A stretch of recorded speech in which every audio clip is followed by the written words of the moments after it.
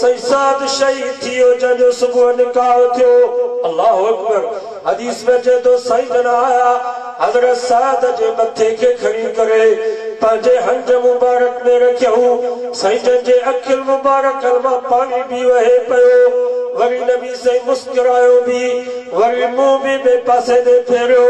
हज़रत काब साहबी बीठो हुयो। चईंसि अॼु तव्हां रो भी था, मुस्कुरायो भी था, वरी मुंह भी बे पासे दे फेरियो।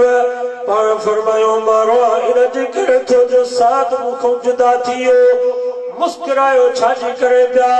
नबी साईं फरमायो मां मुस्कुराया इन जे करे पियो जो साद जी जन्नत मां मोहम्मद अखियुनि सां ॾिसी रहियो आहियां। साईं भला तव्हां मुंह बे पासे दे छो फेरियो?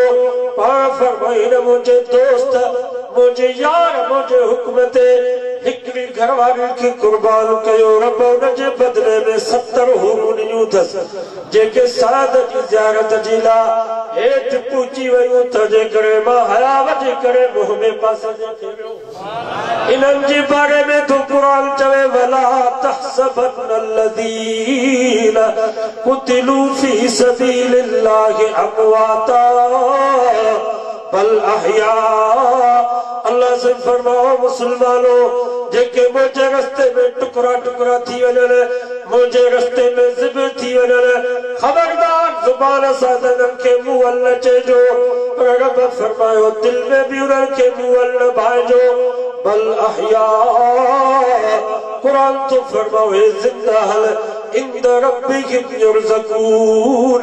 अल्लाह वटि उन्हनि खे रिज़्क़ भी मिले थो। ॿियो मतलब त पाण त कुसिजी विया, पाण त टुकड़ा टुकड़ा थी विया, पर क़यामत ताईं मुसलमाननि खे दीन इस्लाम खे ज़िंदा करे विया। जीअं मुंहिंजो सोनो हुसैन साईं करबे बला जी सरज़मीन ते पाण पंहिंजे बच्चनि समेत साथियुनि समेत कुसिजी वियो, टुकड़ा टुकड़ा थी वियो, पर क़यामत ताईं नाले मुस्तफ़ा जी दीन खे मुसलमाननि खे ज़िंदा करे। दुआ कयो अल्लाह ताला तव्हां असांजी जान में कामयाबी न हक़ कामयाब बातिल नाकाम। अंज़ल मिनस समाई माअन फसालत अवदियतुन बिक़दरिहा फहतमल अस्सैल ज़बदर राबिया। 13 सिपारो सूरत रात तो पढ़ा। अल्लाह ताला हक़ वारनि जो ऐं बातिल जो मिसाल तो बयान करे। तवज्जो कजो, बाबा मजबूर खे उथण जी इजाज़त आहे, बाक़ी ॿियो केरु न उथे, दुआ खोंग में न वञे। कुरान तो फरमा आसमान खां बारिश ईंदी आहे, जबलनि तो पाणी ईंदो आहे, पोइ नालनि में, कड़ियुनि में, वाहुनि में, शाखुनि में पाणी ईंदो आहे।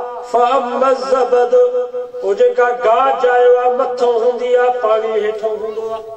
आया गाज मथों हूंदी आहे, पाणी हेठों हूंदो आहे। कज़ालिक यज़रिबुल्लाहुल हक़्क़ वल बातिल। अल्लाह से फरमा हक़ ऐं बातिल जो मिसाल भी ईअं अथव। बातिल मथे हूंदो, हक़ वारा हेठि हूंदा। बातिल तव्हांखे उभरल ॾिसो, कुर्सियुनि ते वेठा हूंदा, गवर्नर, वज़ीर, वड़ा वड़ा प्रोटोकॉल, 50-50 गाॾियूं फौज रेंजर सां गॾु हूंदी। हक़ वारा वीचारा हींगा जेकॾहिं का होटल अथऊं, का दुकान अथऊं, का ओताक वटूं गुज़र कंदा त वइज़ा मर्रू बिहिम यतग़ामज़ून। कुरान तो फरमाई कंधो हेठि कयूं ईंदा, हू बातिल बेईमान अखियुनि जा इशारा कंदा, सीटियूं वॼाईंदा, ताड़ियूं वॼाईंदा, ही वीचारा हींगा कंधो हेठि कयूं पिया वींदा, हू ताड़ियूं पिया वॼाईंदा, सीटियूं वॼाईंदा। अल्लाहु अकबर। इते बि उन्हनि बेईमाननि जी दिलि ख़ुशि न थींदी। वइज़न क़लबू इला आलिहिमुल क़लबू फ़कीर। कुरान तो फरमा वरी घर जो ईंदा, माईअ खे चवंदा फलाणो मुल्लो सलवार भेजणी को मथे, मथो पूड़ियल वञे पियो, अॼु वाह जो टोकू कयूंमांसि, सीटियूं वॼायूंमांसि, कुझु हुई हुन ख़ुशी। हिते त दिलि ख़ुशि न थींदसि, वरी दिलि जी बाह वञी ज़ाल जे आॾो कढंदा। बातिल जो मिसाल बातिल तव्हांखे उभरल असां सॼो साल वाइद कयो ककड़ा लही पिया ओजागन जे करे वक्त कौन में कुराना थिया सुबह सफर शाम सफर इस जिंदगी का अंजाम सफर रात ॾींहुं सफर में सॼे साल में असांजो एतिरो असर कोन थो थिए जेतिरो 10 ॾींहंनि में महिनत अखबारूं टीवियूं मीडिया सॼो जो मुल्क ई शइ सॼो मुल्क राफ़िद एॾी महिनत 10 ॾींहं में कम पिया कनि असां सॼे साल में एतिरो कमु नथा बातिल तव्हांखे उभरल असांजो मौलाना अब्दुल्ला चंद रहमतुल्लाह अलैहि कंडारो में तकरीर पिया कनि हक़ ऐं बातिल जो मिसाल पिया ॾियनि फरमायो हक़ जो मिसाल ईअं अथव जीअं हारी ज़मीन में हर का ईंदो कीन ॾींदो सहार ॾींदो वरी बिज छटींदो वरी पाणी ॾींदो वरी दवा ॾींदो वरी फुहारा ॾींदो छाजे लाइ कणिक जे इहो सभु कुझु महिनत छाजे लाइ थींदी आहे कणिक जे लाइ वरी नाड़ो एॾो हरामी आहे जो कणिक खां मथां बि हालांकि पाणी त असां कणिक खे ॾिनोसीं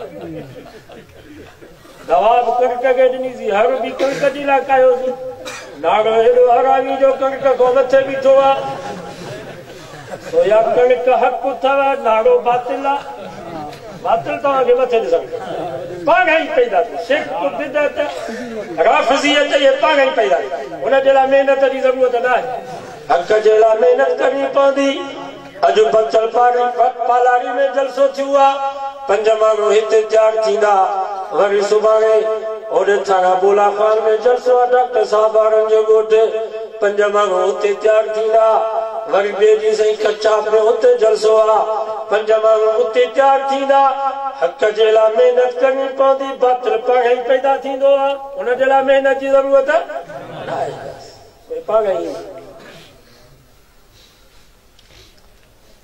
इंशाअल्लाह हक़ वारा घबराइनि न बातिल ख़ुशि न थिए हिन साल असांजे ठुल शहर में 23 बसूं वयूं आहिनि राण ॾे इत्तिक़ाद 23 बसूं सेवक शहर जेको शिरक ऐं बिदअत जो ॻोढ़ उतां 6 बसूं वयूं आहिनि राण अचे परेशान थिया बातिल न घणा मुला वधी टीवी असांजी अख़बारूं असांजी हुकूमत असांजी पोइ बि पिया था मुला वधी परेशान थी ऐं तव्हां बि ख़ुशि न थियो त मथां असां वेही रहंदासीं तव्हां बि ख़ुशि न थियो इहे ॼई जमायतूं हूंदियूं हक़ बातिल जो मुक़ाबिलो हलंदो पर इंशाअल्लाह फतह हक़ जी थींदी क़ुरान तो फमा फअम्मा ज़बद फयज़हब जुफ़ाअ गाज ख़तम थी वेंदी गाज ख़तम थी वेंदी पाणी बाक़ी गुग ठाहिबो आहे नी गुग हिते तव्हांजे इलाइक़े में त कम त आई कॾहिं गुग ठाहिण ॾिठो था रस कमंद वारी तई में विझबी आहे पोइ बाहि विझबी आहे पोइ किन गाज आहे मथो हूंदी आहे गुड़ हेठो हूंदो आहे या गाज जो किन बातिल अथव इहो मथे गुड़ हेठो कम वारी शइ हेठां बातिल तव्हांखे मथे ॾिसण में ईंदो कुर्सियुनि ते वेठा आहिनि वॾियुनि वॾियुनि गाॾियुनि ते पिया घुमनि वॾा वॾा प्रोटोकॉल वीचारा हक़ वारा हीना ऐं थोरा हूंदा कलीलन मा तज़क्करून क़ुरान तो फमा नसीहत हासिल करण वारा थोरा कलीलुन मिन इबादी शकुर शुक्रगुज़ार थोरा कलीलन मा तुमिनून ईमान वारा थोरा हिन वक़्तु 7.5 अरब दुनिया में आबादी आहे 1 अरब मुसलमान 6.5 अरब काफ़िर घणो आहे पर हिते बि ॾिसो निमाज़ी घणा या बेनमाज़